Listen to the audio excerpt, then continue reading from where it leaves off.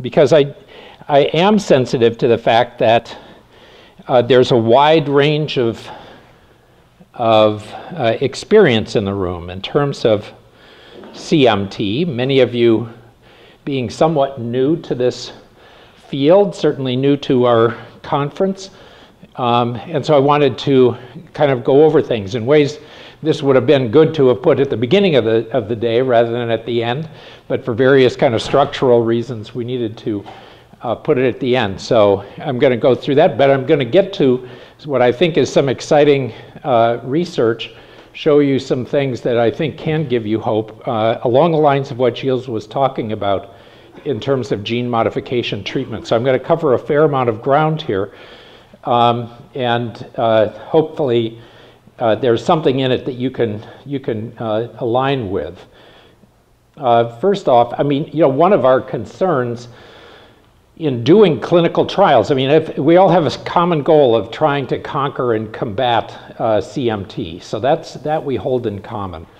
But it's really multifaceted. We have to attack it on multiple levels.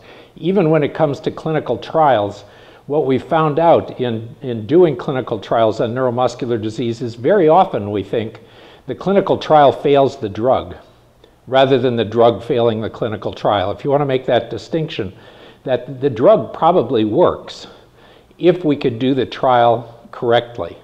And so it's a matter of identifying the right people who are going to show us the effect of the drug, having the right sensitivity, being able to measure the effect of the drug. And to do that, we have to, A, know what we're talking about in terms of CMT very specifically, but also be working with a population of patients with CMT who are pretty uniform in terms of their care, so that if there's a lot of other things going on affecting their nerves, that's going to undercut the power of the study for us to understand what we're seeing and doing. So that's why it has to be an integrated approach. We cannot, this isn't the kind of thing where you can have one brilliant scientist who comes in and just, boom, eradicates CMT. It has to be a team. So we've established that at Stanford. So I've been here for not quite 5 years. So we have a pediatric clinic. We have an adult clinic. You're welcome to come by and see our new fancy adult clinic building. And we integrate that with everything going on at Stanford in terms of research. So we think that sets us up well. And in between the pediatric and adult clinics, there's a very nice shopping mall if you need to do something in between clinic visits. We have a large team now, so this is a fairly substantial number of neuromuscular neurology specialists and all of the team members that we have to have in order to take appropriate care of patients with CMT. So that we really need to have all of these people participating in the team in order to do this right. And if we're not taking good care of patients, if we're not helping them maintain their optimal level of function, when we come to treating them with a new treatment, we might be mistaken in terms of what we're seeing. That the drug might be working and we can't see it, or the patient might be improving, but it's not really due to the drug, it's due to something else. So all these things have to be standardized for this to go forward. So again, sensitive to the fact that a number of you are somewhat new to this, I'm going to go back to basics and explain what's going on. And over the course of the next half hour or so, we'll cover a fair amount of territory in terms of what CMT is, where it comes from, what our understanding is, how we're measuring it, how we're categorizing it, and a few words on some genetic modification forms of treatment. So what is a neuropathy? Well, all nerve cells, every single nerve cell is someplace along the spine, in the spinal cord, or in the brain. That's where the nerve cells live. But you know that the nerve cells go all the way out to your toes and fingers, but that's an extension of a single cell. The cell body is in the spinal cord or adjacent to the spinal cord and then goes all the way out to the fingers and toes. So this begins to kind of, if you think about this in an engineering way, it begins to demonstrate the problems. So that how are we going to affect that? Do we want to affect the cell body? Do we want to affect the nerve along its course? How are we going to deal with this? So if you look at the way this is aligned, as I say, all nerve cells start out in the central nervous system, but in order to provide sensation to the skin as well as control the muscle, the nerves have to get out there.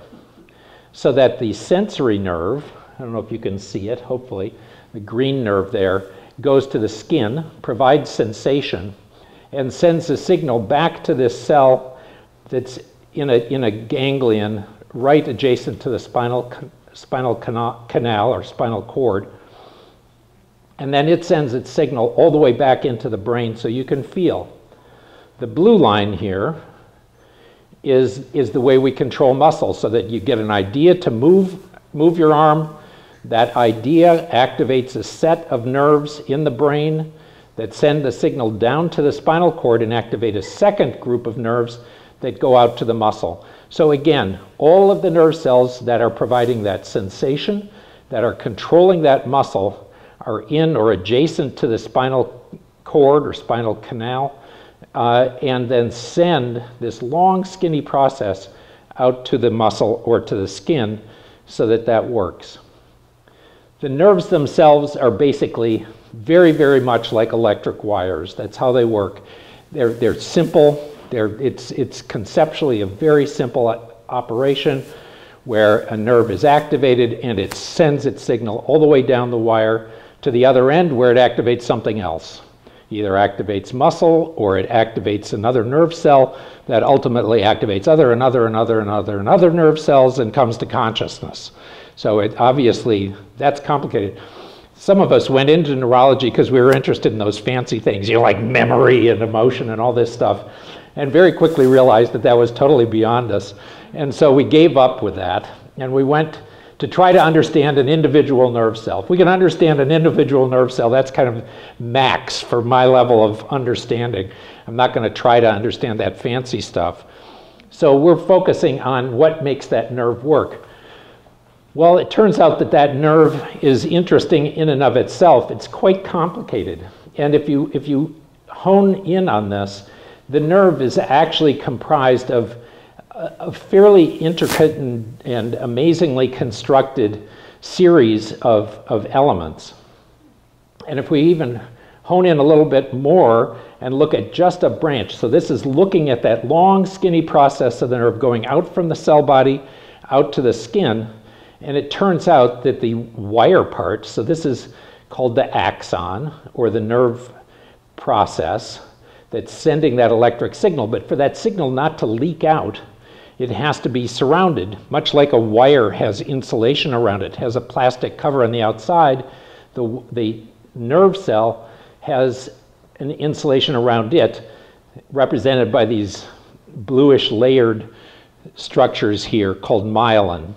So myelin is made by separate cells, but it supports the nerve cell and allows the nerve cell to carry the electric signal all the way from the spinal cord out to the muscle, or from the skin all the way back into the spinal cord and brain. So that nerves are really, it really is exceptional when you look at this. It really is amazing. They are, each individual thread-like process is itself almost jewel-like in its construction. It really is. And it has not only this conducting part of the axon, but has this elaborately formed myelin and has special proteins that are situated in just the right spots so that you can get this electric signal propagating along the course of the nerve. It's amazing. It's Ferrari-like in its structure. And much like a Ferrari, it doesn't take a lot to screw it up. So that, if you get a little bit of water in the gas line, kiss it goodbye. It's not going to work.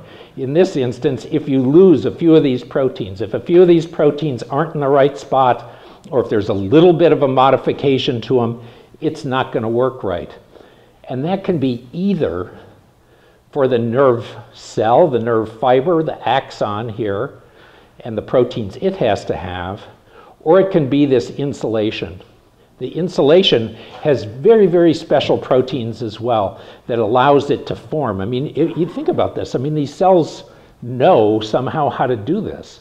They wrap around the nerve fiber to make that insulation work. And to do that, I mean, it takes several really key proteins that know how to form that structure. And so you can imagine now that if you have a genetic change in one of those proteins, it could really throw it off, and it does. So some genetic changes, it doesn't matter so much.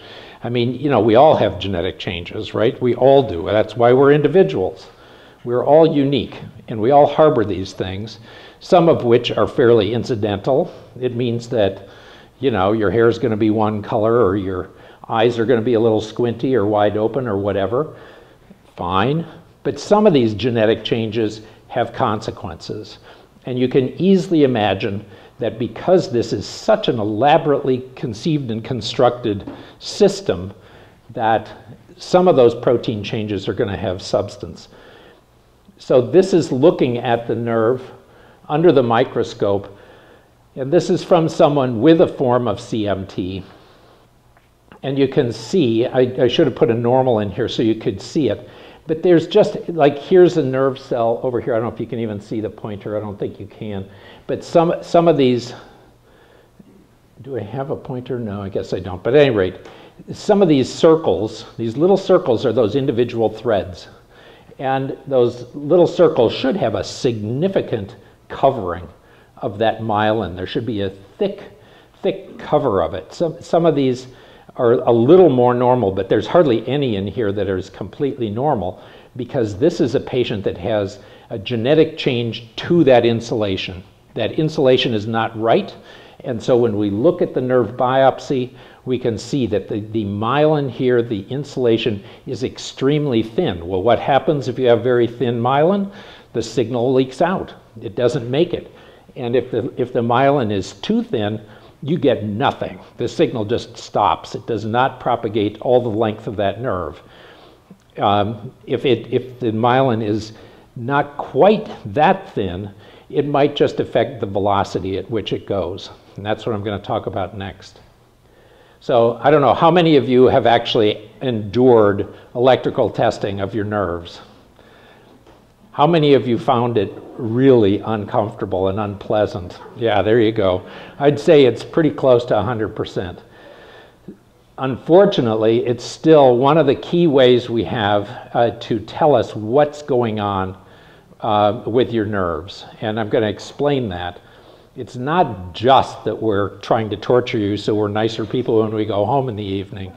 It's really is a way of our finding out something about your nerves that can help us identify what the underlying mechanism is. And so that's what I'm just going to walk you through this.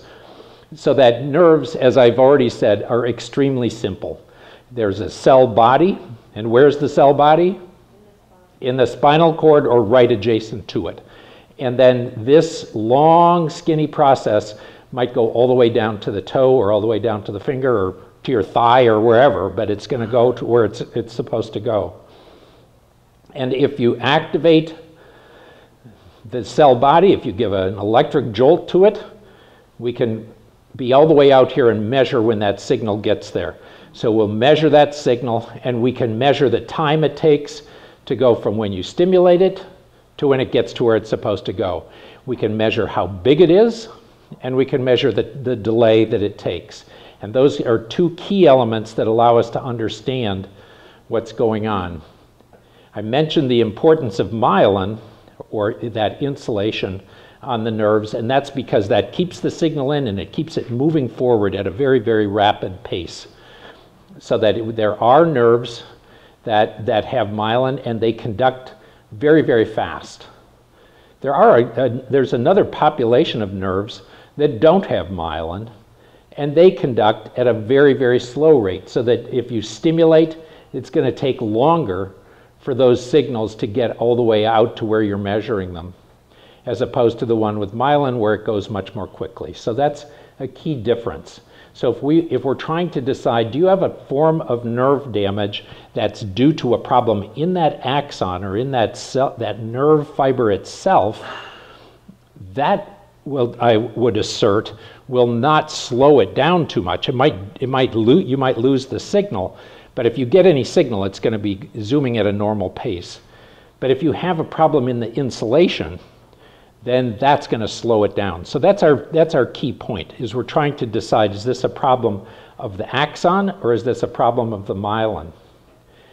If you start out with a signal that looks pretty good in a myelinated nerve, and that nerve now becomes unmyelinated, you lose some of that. Some of the signal leaks out, and it takes a longer time to go down the nerve. What ends up happening is that signal ends up being quite dispersed and delayed. So that's why we're doing it. It's not for any other reason other than to characterize the damage you have to your nerves. We can do it for sensory nerves. We can measure the signal as it goes to the skin, and we can see how long it takes, and we can calculate a velocity. And that's kind of what we're trying to do then. We'll measure the size of the signal. It tells us how many of those thin-like threads are still in there functioning. And we can measure the time it takes, the delay, and that tells us how rapidly they're conducting. It's a very simple test. I'm sorry it's painful. I really am. We try to minimize how much of this we do. As we're getting smarter, we don't have to do nearly as much of it. We should be able to identify what's going on with a very few number of nerves, so we don't have to do an extensive panel. But nonetheless, it still helps us to characterize the type of neuropathy. We can do it by measuring the signal to the muscle. We can activate the nerve going to the muscle at one site, or then we can activate it at a second site. And what we'll see is that if we activate it at one site, it goes quite quickly. If we go up the nerve and activate it, there's going to be a necessary delay because it has to be conducted down the arm in this instance. And so you're going to see this difference in the timing after the stimulation at the different sites. And that, again, allows us to calculate a velocity, distance over time. And so we can calculate the velocity of that nerve. It, again, if there's a demyelinating change, that nerve might shift out. So we'd say, there's a normal size signal. It's just as big at both places, but it's slower. That's a primary demyelinating neuropathy. Or we might say, there's both a shift, it's delayed, but it's also smaller. Now we're going to say, now there's a loss of axons. You're not getting as many, so the size of the signal has gone down, but it's also delayed. So this is a mixed demyelinating and axonal neuropathy. There's no particular reason you need to know all this stuff. I guess it's my guilt. I'm trying to convince you why we do these things. But it is still an important way for us to characterize and categorize the type of neuropathy you have. But it's limited. It's limited in what it can do. Here's an actual picture from a patient I worked with, and so you can see how long it takes. This is going up the arm, stimulating at different sites, and there's a significant delay between stimulating it at the wrist, stimulating it below the elbow, and stimulating it above the elbow. It gets longer and longer, and if we calculate the velocity here, this is 16 and 17 meters per second in a nerve that should be about 50 meters per second. So we'd say that's pretty significant. That's somebody who has a significant loss of insulation around that nerve. That's someone who has a demyelinating neuropathy. So that's CMT type 1, probably, okay? And we'll get to the genetic categorization of this in a minute. Okay, so what you experience, the reason you ended up coming to see a neurologist or got into this game in the first place was because you experienced weakness and sensory change. So what about the slowing? Is that because your nerves are so slow? If you have CMT1A, is that because your nerves are conducting so slowly? Not in the least. As far as what you experience, it's not important that it goes slowly. If you calculate this out, a normal nerve conducts at a velocity of 50 meters per second, which means that it's 112 miles an hour, or the time it takes to go from your spinal cord to your foot is about 2/100ths of a second. Okay? If you have a profound demyelinating neuropathy, it might go at 10 meters per second or 22 miles an hour, and it would take 0.1 seconds to get down there. So the difference is between 0.02 seconds and 0.1 seconds. It's a huge percentage difference. I mean, that's dramatic. But in terms of what you experience, who cares? Unless you're trying to be a concert pianist or something where you really have to be able to move your fingers very, very quickly. I mean, you're not going to experience the difference. I mean, the difference in terms of velocity is immaterial. So it's a way for us to categorize the neuropathy, but it's not directly responsible for what you experience. What you experience is due to the fact that ultimately you lose the ability to conduct a signal at all. So as long as your nerves are conducting signals, you're going to do fine. You're not going to have a problem. But when it gets to the point where the insulation is stripped off to the point where it can't conduct any electricity at all, okay, now you've got a problem. Now you're going to lose sensation, or you're going to lose control of the muscle. And so that's the pattern that we see, is that you might have a demyelinating neuropathy, slow conduction velocity that we can measure, that we will be able to identify that you're affected before you even have any symptoms. Because as long as you're conducting the signal, you might be doing fine. It's only as those nerve fibers begin to conduct at all, or secondarily that you're getting damage to those internal axons, those internal nerve fibers are breaking or getting secondarily damaged, that you lose the ability to feel or to move. The longer the nerve is, the more likely it's going to cause problems. That's axiomatic. That's just the way it works. So the nerves that are the longest are the ones that go from your spinal cord all the way down to your toes. And so that's where most people will first experience symptoms, is you start losing sensation in your toes, and then the nerves that are a little bit shorter begin to be affected, and the nerves that are a little bit shorter yet begin to be affected, and eventually that loss of feeling creeps up the toes to the feet, and you feel it in the legs, and you feel it higher up. So that it's a length-dependent process. The longer the nerve is, the more likely you're going to experience symptoms there. And that's where the weakness starts as well. So that as David and Arnie were talking about, the weakness starts in your feet. Most people with CMT, if they're going to have signs of weakness, it's going to be in their feet. And it causes weakness of the muscles actually in the feet first, so that you use the muscles up your leg to compensate for the absence of muscle function in your feet. And that leads to this imbalance of muscles that leads to the distortion of the foot, and you get structural changes in the foot as a consequence. If the long muscles in your leg are pulling on the toes without the presence of the foot muscles to align everything right, it gets out of whack, and it leads to more and more structural changes, which is why we go through all of the process of trying to help in terms of positioning and support and balancing those different factors. So that's the whole concept. We try to identify neuropathy so that we can understand what's going on. We'll call them type 1. If their nerve conduction studies are very slow, we'll call them type 2. If they're very low amplitude, we'll get into the genetics of this, but I mean, this is a little bit misleading and simplistic, but it's pretty close to accurate. So I think it's a good place to start, and we can go from there in terms of further categorization, which gets into this genetic picture that Gilles was talking about.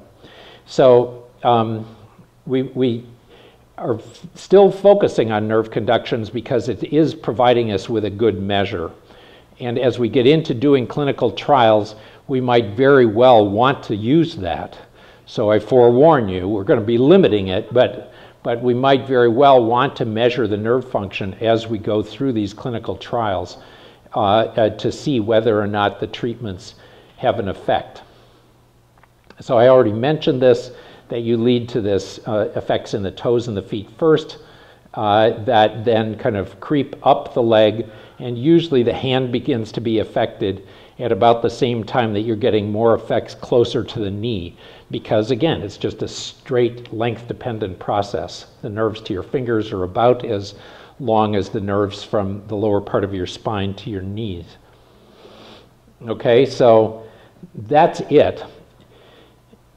The other thing, I mean, and it leads to all these secondary issues, and I'm gonna allude to that in the next section, which is what can you do about CMT? If you want to get my goat, and you know, I think some people do this just for fun, you can say, well, you know, my doctor said there's nothing you can do about CMT.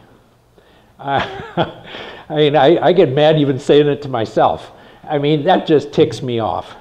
I mean, you know, it's true. We do not have a treatment that cures you of CMT, that wipes it out and it's gone. But to say that we can't do anything about it is just woefully inaccurate, because I think we can do a lot. You heard from David and Arnie today about the importance of you know, keeping your feet in good shape, keeping your feet and ankles in proper position. That's a huge thing that we can do for people with CMT. If we give people the support that Julie was talking about, you can stay functional and independent. You can maintain your mobility. You can do a lot. There's a lot we can do. There's an awful lot we can do in terms of pain control. We haven't talked about that. We did talk about it in a previous year, and I'm happy to go into it, or maybe we can do it again the next time we meet, because I know that's a big deal for a lot of patients. And you know, so there's a lot that we can do. One of the things that we need to do is to maintain your general health. So I think both what Elizabeth was talking about in terms of maintaining a positive attitude is reflected in your overall health. I mean, if you feel good, if you feel like you're doing something, it's going to be reflected in how you take care of yourself, and you're going to maintain function, and you're going to maintain you know, mobility and independence, and be able to do everything as well as possible. I'm not Pollyannish about this. I'm fully aware there are challenges, and I'm not minimizing them. I'm eager to link arms with you and confront them. You know, so I don't want you to think that, you know, I'm just, you know, denying, you know, the challenges you face. I really don't want that to be what you hear. I fully understand that, and I'm eager to work with you to make sure that we're marshaling all of the resources we have available to confront these things. But we need to work on that. There's a lot we can do. And another important piece here is maintaining your overall health. One thing that is absolutely true is that if you have CMT and you secondarily get diabetes, which we also know can affect your nerves, that's a bad combination. That is not a good combination. And so we need to try to limit the severity of the diabetes if you do have it. We need to work with you to try to control it as well as possible. We need to work with you to try to prevent it from onset in the first place, because that will increase your challenge. So anything that adds to the burden on the nerves is something that we want to try to avoid. So we work very hard, and if you come to clinic, you might hear us talking about diabetes, and you go, I don't have diabetes. You go, great, that's fantastic. But we're going to, you know, kind of keep an eye out for that, because if something does come on, we want to pick it up as quickly as possible so that we can help you deal with that. And that's just an example. There are other things as well. People that come to clinic, I'm forever asking, you know, whether or not you get any additional tingling in a few fingers, that you have to shake your hands out or something like that, because if you have weakness, you're apt to leave your arms in a particular position or leave your legs in a particular position and not move as much, which is a setup for causing compression of those nerves. We don't want to add to the nerve problems by superimposing any kind of nerve injury. So that's just a brief window on what we need to do to help people with CMT. Again, if somebody tells you that there's nothing you can do for somebody with CMT, I hope you'll punch them in the nose and say, that's just not the case. That really there's a lot you can do, and thank you very much for your perspective, but I'm going to find somebody that I can work with who really takes a more proactive approach to this, and I hope you can find them. Okay, again, I told you we're covering a lot of waterfront here, so I'm shifting gears now. So take a deep breath. We're going into genetics. All right. So unfortunately, for her as much as for us, the person that should be here giving this is off at a wedding in northern Michigan. So many of you know Carly Siskind, who is a key element of our program here. I mean, a huge column of our CMT program. And she is, as I said, thinking of you all, while she's with friends and family in northern Michigan at the moment. So these are some slides that she lent me, but I do want to touch base on this, because what is CMT? There are two things you need to have CMT. Somebody asked me this over the break. So CMT is a neuropathy, and CMT is caused by a genetic change, okay? That's all the term means. I mean, it's become a somewhat generic term, as we'll see, but those are the two features. Now, does that mean that it's in a lot of different family members? Not necessarily. You might be the only person in your family with CMT, but it's nonetheless genetic. And we sometimes will say, well, you probably have CMT. We can't find the genetic change, but in all likelihood, that's what it is.